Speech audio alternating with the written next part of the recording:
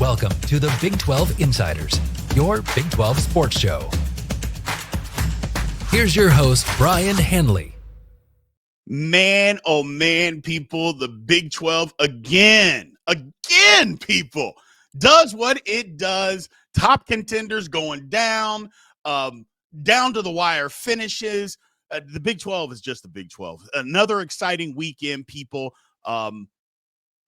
Just another exciting weekend of great football within the Big 12 Conference. We're going to break it all down for you on the Big 12 Insiders. I appreciate everybody being in here. Yes, I'm going to address what the athletic director from Utah said. You're going to want to stick around for that one because I got some things to say to him as well as the Utah fans, because I don't blame you guys. I don't blame you guys for what's going on, but I do blame the administration there. So you'll want to stick around for that. I appreciate everybody being in here. It's just a great weekend again in college football. So let's break it all down for you. But before we do, remember, continue to like, follow, subscribe, continue to leave those comments, and always hit that notification bell so you know exactly when Big 12 Insiders content is coming out. So let's get into this. First things first, KU, big win over Iowa State. Iowa State still had the inside track to getting to the Big 12 title. They no longer have that. They fall to Kansas 45-36. And in my opinion, the game wasn't really that close. KU pretty much dominated the game. They were up 38-13 in the third quarter and cruising. Kansas does what Kansas does, look for ways to try to give Iowa State or get Iowa State back in the game. Having said all of that, they do get the victory here. Jalen Daniels, 12 for 24. Wasn't a great as far as percentage-wise. Only 12 completions, but was 296 yards. And so, like I said, Kansas, again, looking for ways. They're running the football at over a 5 yards a clip, and yet they don't run it that often. They continue to put the ball in the air. But it was effective. I'll give them credit. 12 completions for 296 yards, 2 scores. Devin Neal over 100 yards, another 2 scores. Kansas defense limited Iowa State to 76 yards. Good win for the Jayhawks.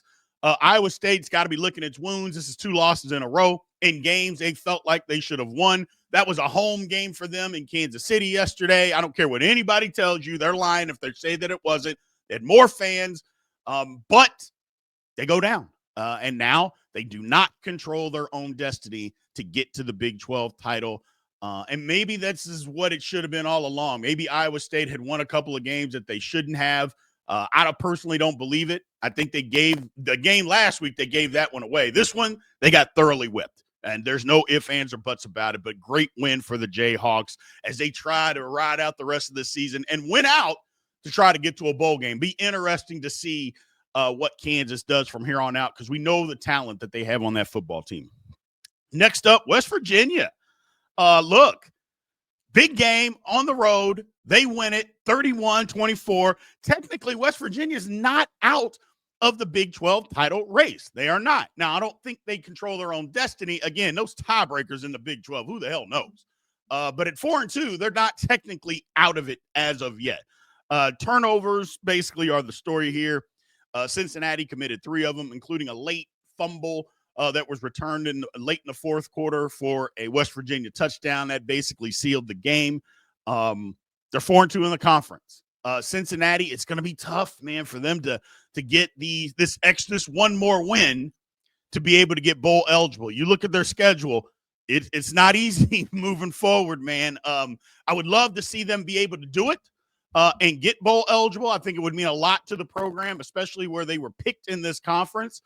They're playing better, but again, it's games like this is where you think, okay, this is where we are. We still got to get more. And I know they are absolutely just kicking themselves about that Pitt game earlier in the year. I know I keep bringing it up. And both of these teams, by the way, just gave games away to Pitt. But West Virginia, good job here. Like I said, they don't own their or guess that it's not in their own destiny. It's not in their hands to get to Arlington, but they're not out of the race at 4-2. So good for West Virginia. Good road win here. Arizona State, look, 35-31 over UCF.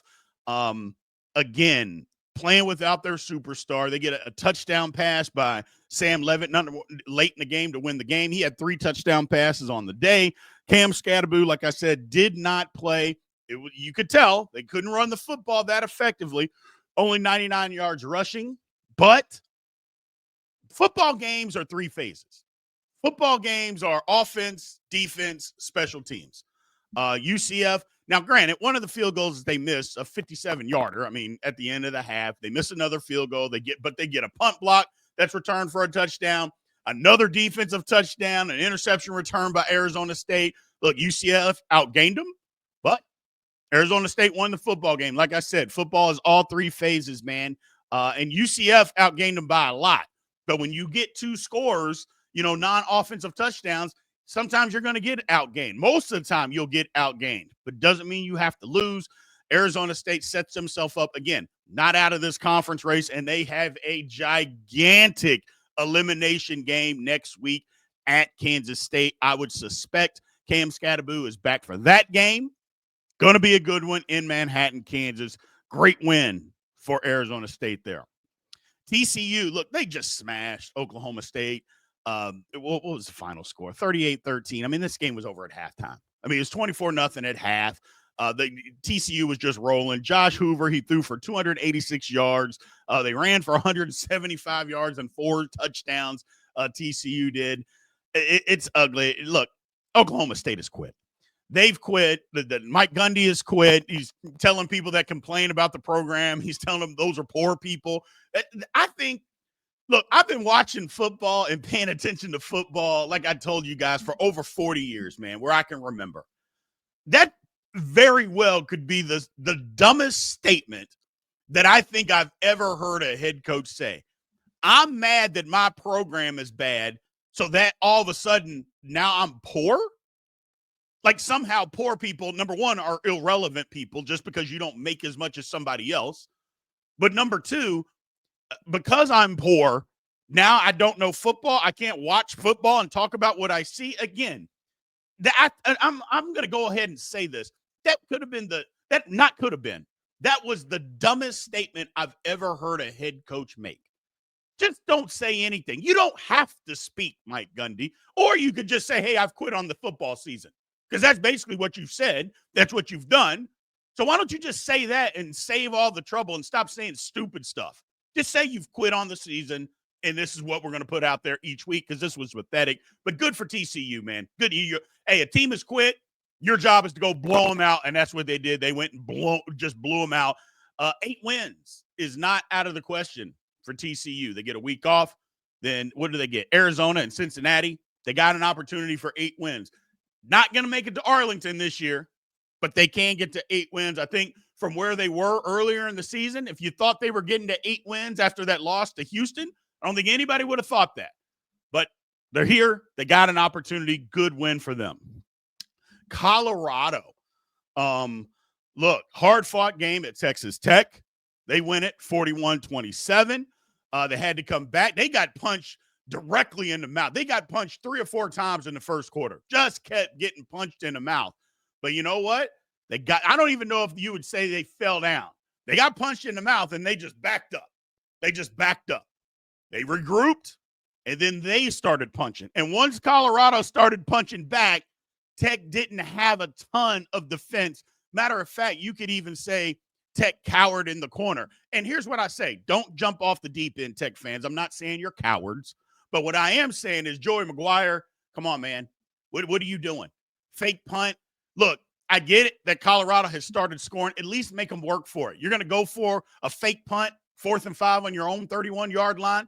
To me, that screams desperation, that you don't believe in your defense anymore to be able to stop them. You don't get it. You give them the ball on an extremely short field.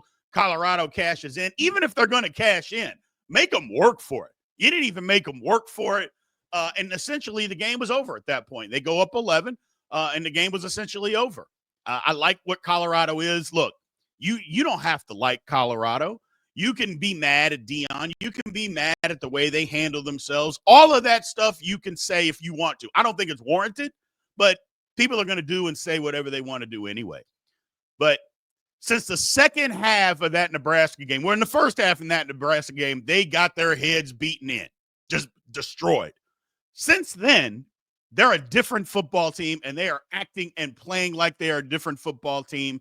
But since that Nebraska game, if you'd have said that they control their own destiny to get to the Big 12 title game, nobody would have believed you. Not even the biggest Colorado fans would have believed that because of the way that they had been playing.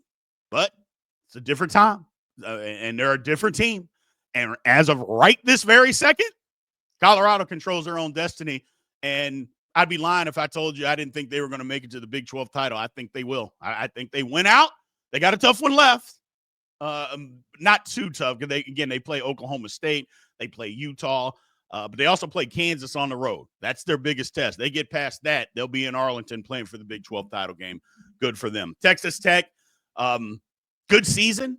The season is definitely not over. You still have a ton to play for, but I thought this was your moment. I really thought this was your moment. And you came out like a house of fire, like you knew it was your moment. But ultimately, if we're not lying to ourselves, Colorado's a better football team than you are. And they eventually won the game, and they proved to be the better football team. And then last but not least, BYU comes back, wins a crazy football game, 22-21, down 21-10 at the half. Nothing going right. Utah has found offense that they hadn't seen since the first 2 weeks of the season. They're going up and down the field, and you think, uh-oh, this might be the time where BYU slips up. BYU gets it together. They battled adversity. I don't know how you battle more adversity when you're on the road, you're not playing well, and that could be because your team, the team you're playing against, is playing well. It's forcing you not to play well. Give Utah credit. Give them credit. But you're not playing well if you're BYU. You're on the road. The crowd is going absolutely bananas. You're down by 11 points. And you battle that, and you battle, and you battle, and you fight, and you get back into the football game, and eventually you win it at the end. They kick a 44-yard field goal with 4 seconds to go. They win. Look, I'll let you guys get in the comments and battle this out on what you believe. What did BYU take the game, or did Utah give it away? Here's what I do know. Utah had a total of 62 yards in the second half after they were doing wind sprints up and down the field on BYU in the first half. Okay? 62 yards. They had 6 possessions, didn't do anything with it. They punted 5 times and threw an interception. That's what Utah did in the second half. So you're not going to win a whole lot of football games by doing that if you can't do anything in the second half, much less against the number 9 team in the country. So to me, I think you have nothing to blame but yourself. And I think BYU took the game away from you. Now, I know people are going to get into the refs and this and yada, yada, yada. Hey, that's conversation for a different day. All I'm saying is you had your opportunities and you didn't take advantage of them. And as much credit as I gave to Utah in the first half for shutting down what BYU was doing and getting a ton of offense going, scoring 21 points, I'm going to give BYU the same credit in the second half of stopping Utah and finding a way to win. This was not BYU's best game by any means. And you have to give Utah some credit for that. But this was not BYU's best game. But you know what really good teams do? They find a way to win, especially on the road when they don't play their best. That's what BYU did. So now let's get to old Mark Harland, athletic director from Utah. I've got some things to say about him and his whining about the officials. And here's my thought, people, and bear with me. First things first, we heard all off season from Utah fans about how they were going to come into the conference and just dominate the Big 12. To me, I thought that was fine because that's fans just bantering back and forth, being proud of their program. What's wrong with that? What's wrong with you saying that we're going to come into your conference and dominate you? Shouldn't you have that confidence? It's not like Utah was just a run-of-the-mill program or a just above average program. They weren't. They were very, very good. So for them to have that type of confidence, they're supposed to. The thing that drove me and a lot of people that like the Big 12, love the Big 12, cover the Big 12, was we don't want to be here. We don't deserve to be here. All that kind of nonsense. And I don't blame the fans for that. I mentioned it earlier. I don't blame Utah fans.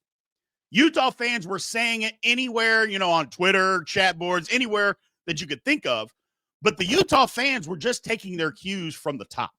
You got Kyle Whittingham coming out there talking about, Utah, we're in the Big 12 conference for now. Like somehow, yeah, we got to be here, but, we're going to be out of here pretty quickly. Well, no, you're not.